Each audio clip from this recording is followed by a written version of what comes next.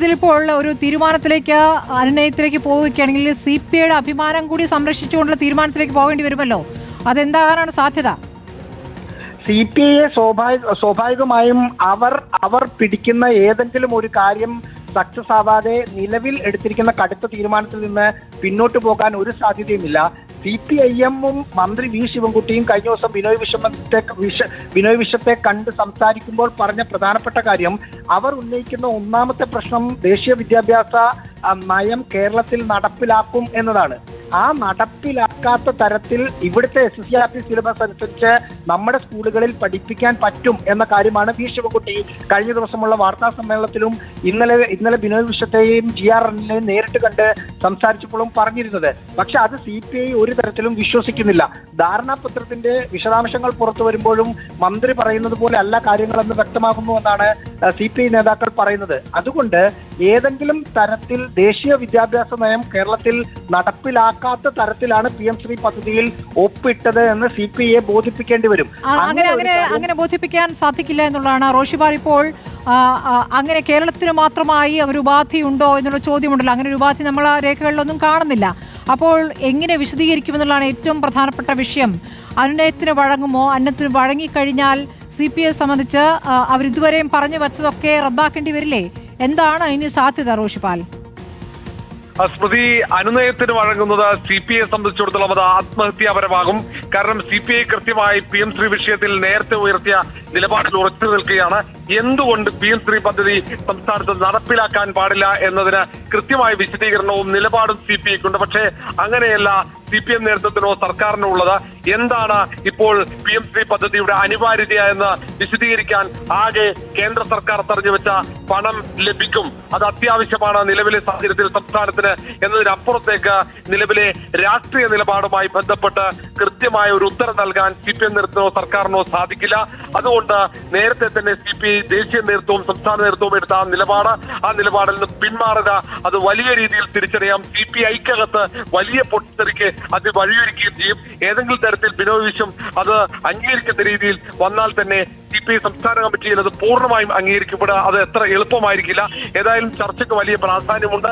എന്തൊക്കെ കാര്യങ്ങളായിരിക്കും മുഖ്യമന്ത്രി പറയുക എന്നതാണ് പ്രധാനപ്പെട്ടത്. ഈ പദ്ധതി ഉപേക്ഷിക്കണം എന്ന നിലപാടിൽ CPI നേതൃത്വം ഇപ്പോഴും ഉറച്ചു നിൽക്കുന്നുണ്ട്. അതുകൊണ്ട് അത്ര എളുപ്പത്തിൽ അനുനയം സാധ്യമാവുകയുമില്ല. റോഷിപാൽ, ഇപ്പോൾ സാങ്കേതികമായി പറയുകയാണെങ്കിൽ സംസ്ഥാനത്തിന് MOU ഒപ്പിട്ട് കഴിഞ്ഞാൽ പിന്നാക്കം പോകാൻ കഴിയില്ല. അത് കേന്ദ്രത്തിനെ തീരുമാനമെടുക്കാൻ പറ്റൂ. അപ്പോൾ ഞങ്ങൾക്ക് ഈ ഉപാധികളോട് എതിർപ്പുണ്ട് എന്ന് പറഞ്ഞു നിൽക്കാൻ ഒരുപക്ഷെ സാധിക്കുമായിരിക്കും. അങ്ങനെ ഒരു കാര്യത്തിലേക്ക് പോകുമോ? ഈ അടിയന്തരമായി കിട്ടാനിരിക്കുന്ന തുക അതാ ഇപ്പോൾ നാളെ കിട്ടുകയായി എന്ന മട്ടിലൊക്കെ വിദ്യാഭ്യാസ മന്ത്രി പറഞ്ഞും കഴിഞ്ഞു. അതാണ് ഏറ്റവും പ്രധാനം. ആ തരത്തിലുള്ള ഒരു വിശദീകരണം നൽകി കാര്യങ്ങൾ രമ്യമായി പരിഹരിക്കാനുള്ള ശ്രമം തന്നെയാവും മുഖ്യമന്ത്രിയുടെ ഭാഗത്ത് ഉണ്ടാവുക. അതിനപ്പുറത്തേക്ക് ഈ PM-3 പദ്ധതി ഉപേക്ഷിക്കാൻ ഏതായാലും സർക്കാർ തയ്യാറല്ല. CPM നേതൃത്വം അതിൽ ഒരു കടുത്ത നിലപാടിലേക്ക് പോവുകയുമില്ല. പക്ഷേ LDFിലുള്ള രണ്ടാമത്തെ കക്ഷി CPIയെ ഇരുട്ടിൽ നിർത്തിയെന്ന ഏറ്റവും ഗൗരവമുള്ള പരാതി CPI നേതൃത്വം ഉയർത്തിക്കഴിഞ്ഞു. CPIയുടെ പ്രധാനപ്പെട്ട നേതാക്കളൊക്കെ പരസ്യമായി അവരുടെ നിലപാട് പറഞ്ഞു. ഇനി എങ്ങനെ പിന്നോക്കം പോകും? അങ്ങനെയെങ്കിൽ എങ്ങനെ കേരള പൊതുസമൂഹത്തെ CPI നിലപാട് മാറ്റിയതിന്റെ കാരണം ബോധ്യപ്പെടുത്താൻ കഴിയും എന്നതാണ് CPIക്ക് മുന്നിലുള്ള ഏറ്റവും പ്രധാനപ്പെട്ട വെല്ലുവിളി. അതുകൊണ്ട് PM-3 പദ്ധതി ഉപേക്ഷിക്കാതെ ഒരിക്കലും CPI നേതൃത്വത്തിന് പിന്നോട്ട് പോകാൻ കഴിയില്ല എന്ന് തന്നെയാണ് പ്രധാനം. അതുകൊണ്ടാണ് ഒരുപക്ഷെ നേരത്തെ റഹീസ് പറഞ്ഞതുപോലെ എന്തായാലും മുഖ്യമന്ത്രി വന്നാൽ CPI സംസ്ഥാന സെക്രട്ടറി ബിനോയ് വിശ്വത്തെ വിളിക്കുമെന്ന് CPI നേതൃത്വത്തിന് പൂർണ്ണ ബോധ്യമുണ്ട്. എന്നാൽ പോലും ഒരുപക്ഷെ കടുത്ത തീരുമാനം എടുക്കേണ്ടി വന്നാലോ എന്ന ഒരു ആലോചനയിലാകാം ഒരുപക്ഷെ ഫയൽ നീക്കമടക്കം അതിവേഗത്തിലാക്കിയത്. CPI എക്സിക്യൂട്ടീവ് യോഗം ഏതായാലും മാറ്റിവെക്കാനുള്ള സാധ്യത വളരെ കുറവാണ്. ഒരുപക്ഷെ സമയത്തിൽ മാറ്റമുണ്ടാകും. അതിനപ്പുറത്തേക്ക് നാളെ യോഗം നടക്കും. അന്തിമ തീരുമാനം നാളെ ഉണ്ടാവുകയും ചെയ്യും. അടിയന്തര CPM സെക്രട്ടേറിയറ്റ് എന്ത് ചർച്ച ചെയ്യുമെന്നുള്ളതാണല്ലോ ഇപ്പോൾ. CPI അനുനയിപ്പിക്കാൻ വേണ്ടിയുള്ള ചർച്ചയായിരിക്കും. എന്താണ് മനസ്സിലാക്കേണ്ടത്? ഇതിൽ പ്രതിക്കൂട്ടിൽ നിൽക്കുന്ന മുഖ്യമന്ത്രിയാണ്. മുഖ്യമന്ത്രി മോദി കൂടിക്കാഴ്ചയ്ക്ക് ശേഷമാണ് ഈ MOUയിലേക്ക് വളരെ വേഗം പോയത് എന്നുള്ളതാണല്ലോ യാഥാർത്ഥ്യം. സ്മൃതി, ആദ്യം CPM നേതൃത്വത്തെ CPM സെക്രട്ടറിയെ കാര്യങ്ങൾ ബോധ്യപ്പെടുത്തേണ്ടി വരും. അതിനുശേഷമാകും ഏതു തരത്തിൽ പ്രശ്നം പരിഹരിക്കണം എന്ന കാര്യത്തിൽ ഒരു തീരുമാനമുണ്ടാവുക. കാരണം തദ്ദേശ തെരഞ്ഞെടുപ്പാണ്. ഏതാണ്ട് ദിവസങ്ങൾക്കകം തന്നെ തെരഞ്ഞെടുപ്പ് പ്രഖ്യാപിക്കും. ഏതെങ്കിലും തരത്തിൽ LDF-നകത്ത് പൊട്ടിത്തെറിയുണ്ടായാൽ അത് തെരഞ്ഞെടുപ്പിനെ കൃത്യമായി ബാധിക്കും, അത് നിയമസഭാ തെരഞ്ഞെടുപ്പിനെയും ബാധിക്കുമെന്ന ബോധ്യമുണ്ട്. അതുകൊണ്ട് വളരെ വിശദമായി കാര്യങ്ങൾ ചർച്ച ചെയ്ത ഏത് സാഹചര്യത്തിൽ ഈ PM3 പദ്ധതി കൊണ്ടുവന്ന് അതിൽ ഒപ്പുവെച്ചു, ആ ധാരണാപത്രത്തിൽ ഒപ്പുവെച്ചതിന്റെ സാഹചര്യം ബോധ്യപ്പെടുത്തി ഈ പ്രശ്നം എങ്ങനെ രമ്യമായി പരിഹരിക്കാം എന്നതിലേക്ക് ചർച്ചകൾ പോകാനാണ് സാധ്യത. കാരണം മണിക്കൂറുകൾ മാത്രമായിരിക്കും CPM നേതൃത്വത്തിന് മുന്നിലുണ്ടാവുക ഈ പ്രശ്നം പരിഹരിക്കാൻ. ഏതെങ്കിലും തരത്തിൽ കാര്യങ്ങൾ കൈവിട്ടു പോയാൽ ഉണ്ടായേക്കാവുന്ന പ്രത്യാഘാതമായിരിക്കാം ഒരുപക്ഷെ മുഖ്യമന്ത്രി അവിടെ വിശദീകരിക്കാൻ സാധ്യത.